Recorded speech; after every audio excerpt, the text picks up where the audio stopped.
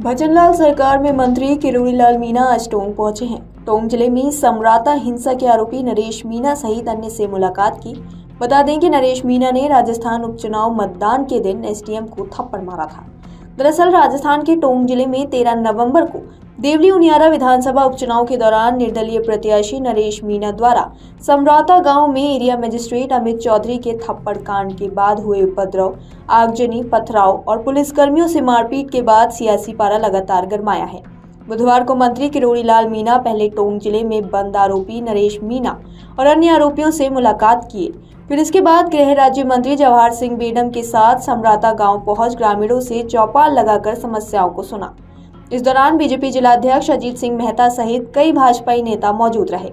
गृह राज्य मंत्री जवाहर सिंह बेडम ने कहा कि बीते दिनों ग्रामीणों ने जयपुर आकर मुख्यमंत्री भजनलाल शर्मा से मुलाकात की थी। इसके बाद मंत्री कन्हैया लाल चौधरी, किरोड़ी लाल मीणा के साथ हम तीनों नेताओं की कमेटी गठित की गई थी। ग्रामीणों की सभी मांगे मान ली गई हैं। समराता सहित गांवों को नियारा उपखंड में शामिल कर दिया जाएगा। आचार संहिता के हटते ही सरकार इसके आदेश जारी कर देगी। समराता में हुए उपद्रव मामले में मंत्री बेडम ने कहा कि किसी भी दोषी व्यक्ति को छोड़ा नहीं जाएगा। जो भी लोग इस घटना में शामिल हैं, उनकी विस्तृत जांच की जाएगी। किसी भी निर्दोष व्यक्ति को नहीं फंसने दिया जाएगा। हमारा प्रदेश शांति प्रिय है, किसी भी हाल में अशांति पैदा नहीं होने दिया जाएगा। कांग्रेस पर भी पलटवार करते हुए कहा कि यह पूरा मामला कांग्रेस का बोया बीज है, उन्हीं की वजह से यह हालात हुए हैं। न्यायिक जांच के सवाल पर मंत्री बेडम ने कहा कि जो ग्रामीणों ने कहा है, हम वही जांच करवाएंगे। राजनीति करने वाले लोग इस गांव को राजनीति का हथियार बनाकर इन गांव के लोगों का नुकसान करवाना चाहते हैं। उन लोगों को सोचना चाहिए, कांग्रेस के लोगों का मैं बयान पढ़ता हूँ, या कांग्रेस का बोया बीज ही तो है। यदि कांग्रेस के लोग उस समय जब उपखंड देवली बनाया था, उस समय देवली में नहीं जोड़ते तो ये लोग क्यों बहिष्कार करते। उस समय कांग्रेस के विधायक थे, इस समय वो सांसद हैं। उन्होंने इनके दुख दर्द को समझा नहीं, वो बेचारे बहिष्कार पर उतारू हो गए। आज हमारी संवेदनशील सरकार के मुख्यमंत्री भजनलाल शर्मा ने उनकी संवेदना को समझा और कहा कि जो गांव जिस उपखंड में रहना चाहिए उसमें जोड़ दिया जाएगा। नरेश मीणा के बीजेपी का एजेंट के सवाल पर बेडम बोले, चुनाव हुआ है, चुनाव में कोई भी व्यक्ति स्वतंत्र है, जिसकी 25 साल की उम्र हो, पागल ना हो, दिवालिया ना हो, राजस्थान का निवासी हो, जो कोई भी चुनाव लड़े। अब चुनाव हो गया है, बीजेपी पार्टी को लोगों ने पसंद किया है। 30,000 से ज्यादा वोटों से देवली उनियारा में बीजेपी प्रत्याशी चुनाव जीत रहा है। हमें किसी से कोई द्वेष नहीं है। हमें द्वेष है तो सिर्फ अपराधियों से है और हम अपराधियों पर कार्रवाई करेंगे। कांग्रेस के अन्याय की वजह से यह घटना घटी है। कांग्रेस को इसके लिए प्रायश्चित करना चाहिए। कांग्रेस थोती राजनीति करती है। बेडम ने अपराधियों को लेकर दो टूक चेतावनी देते हुए कहा कि अपराधी किस्म का कोई भी जाति समाज का व्यक्ति हो, अपराधी के खिलाफ मुख्यमंत्री ने पहले ही दिन कहा था कि हम कठोर कार्रवाई करेंगे।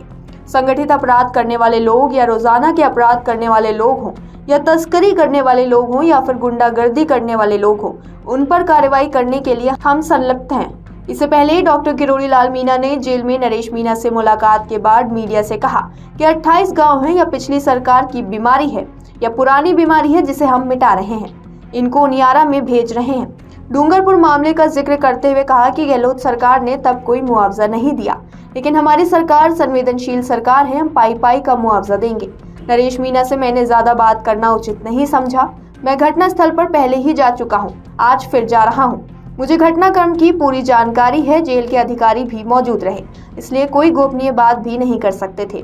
देश में कानून का राज है। मेरा तो सुझाव है कि मैंने प्रयास किया है कि जितनी भी भीड़ हो वह नियंत्रण में रहे। भीड़ जब नियंत्रणहीन हो जाए तो फिर हमें नेतागिरी नहीं करने देगी। देश में कानून का राज है, कानून की पालना होनी चाहिए।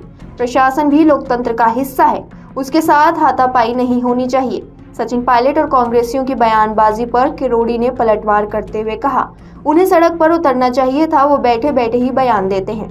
मैं भी तो तिल का ताड़ बना देता था, वो तो ताड़ को तिल बनाने में लगे हुए हैं। उनके राज में बहुत घटनाएं हुई, बहुत न्यायिक जांच गहलोत के राज में हुई।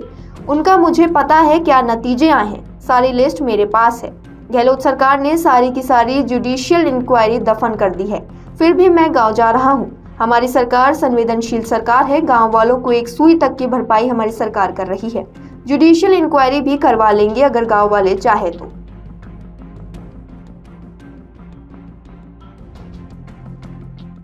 अगर आप ये वीडियो YouTube पर देख रहे हैं तो हमारे चैनल को सब्सक्राइब करें और बेल आइकन को दबाना ना भूलें। अगर आप Facebook पर ये वीडियो देख रहे हैं तो हमारे पेज को लाइक करें।